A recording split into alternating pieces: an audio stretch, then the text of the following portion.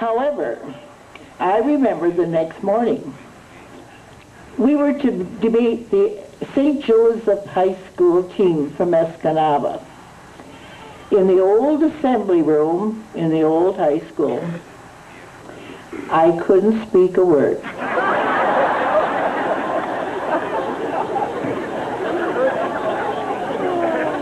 High school games were so well attended those years, the pre-television years.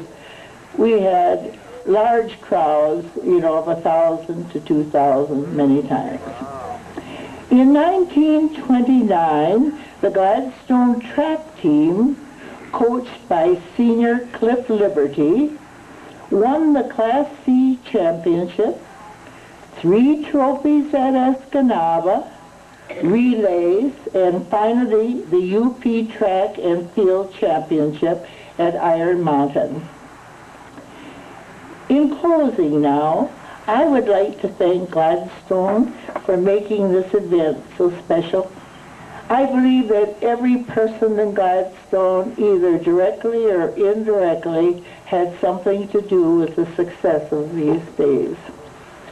And so now in closing, in the spirit of the Roaring Twenties, I'd like to offer a cheer.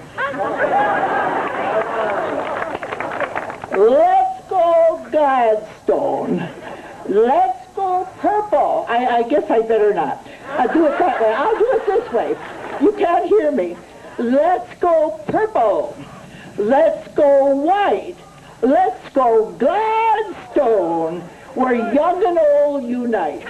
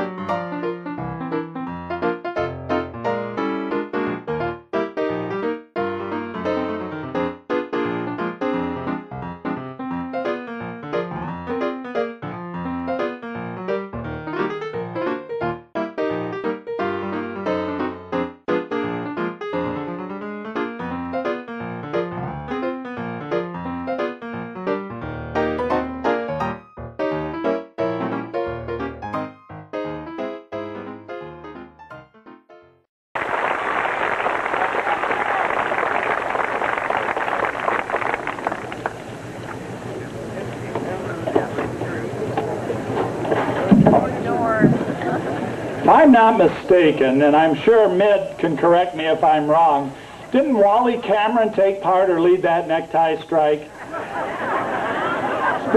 Wally Cameron, as almost all of you know, was the longtime Gladstone superintendent. In fact, I think I saw one of his daughters here today. Is Lorna here, and Mary perhaps? Are they here? Stand up. There's Lorna over there.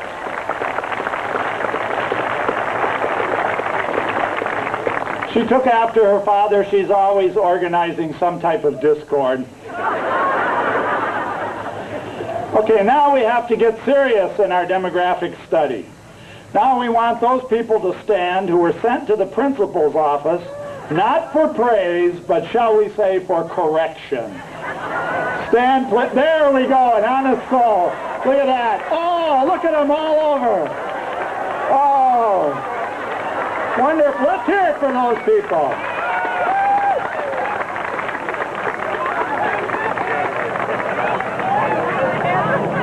You know, I appreciate your honesty because I have a list here of names from prior principals.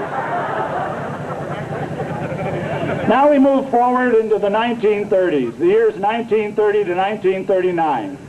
And we're very fortunate to have someone who is not just a student and a graduate of 1934 class, but also a teacher, a beloved teacher here in the schools for many years. He had a great deal of patience with us. I'm sure we remember that. Mr. Norman Peterson.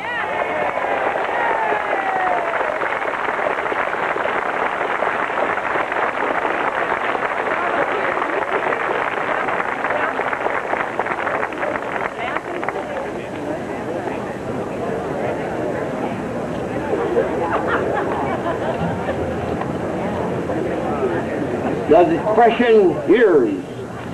Gladstone's census of 1930 showed a population of 5,136 people, to be the highest ever.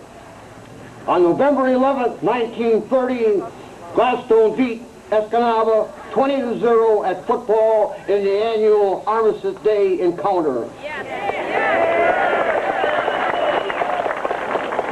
But on December 18th of that same year, 83 people in Gladstone were registered as needing jobs, a clear sign of the depression ahead. The return of many former residents who had migrated to the cities in search of employment and higher wages also increased the list of local unemployment.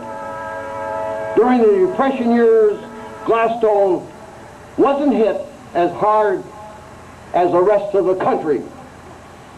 Gladstone was considered to have better conditions than other parts of the country during the Depression years.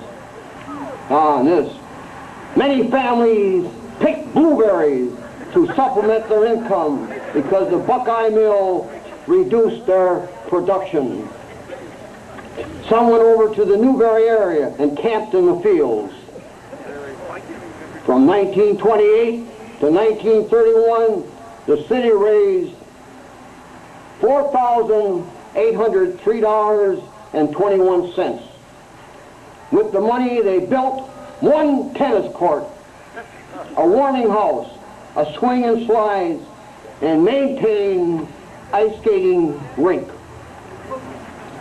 In 1931, the PTA went out of existence, and the Board of Education financed and sponsored the playground and ice rink until the 1950s. In 1931, Gladstone received a shot in the arm from the Ford Motor Company. On March 13th, Henry Ford ended speculations as to the site of a projected expansion in the UP by picking Gladstone. His company announced that it would immediately exercise options on Block 1 at the Mesa addition to the original plot of Gladstone, way down at the end, and on acreage owned by G.J. Slining and the Sioux Line Railroad. The announcements, not specifying the plans for use of the land, would employ up to 5,000 men. Ford never did say what his plans were for. Well, he didn't come. The city began programs for the public. First, to provide jobs for the unemployed. Second, to improve city facilities. And third, to take advantage of the low cost for both labor and materials for the advantage of the taxpayers. State and federal government to fund these projects, and by May 8, 1931, the city was employing 84 men on various jobs. Bleachers were added to Marble Athletic Field in 1932. Otherwise, not much change occurred during the 1930s. In 1933, school closed 6 weeks early because of the lack of funds.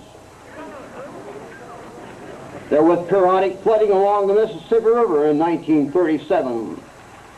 There was in Gladstone NAACC camps for young men to work in reforestation and conservation. Many of these men were sent to the flooded areas to help out. In 1939, a citywide contest had been started to find a name for the school athletic team. Norman McIntyre, a former Gladstone athlete, was signed by the Milwaukee Brewers.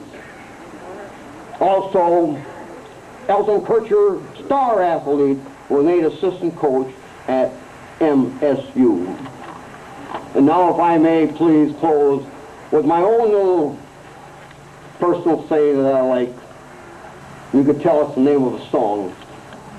And now, the purple dusk of twilight time steals across the meadows of my heart. High up in the sky, the little stars climb, always reminding me that we're apart. You wander down the lane and far away, leaving me a song that will not die. Love is now the stardust of yesterday, the music of the years gone by. Thank you.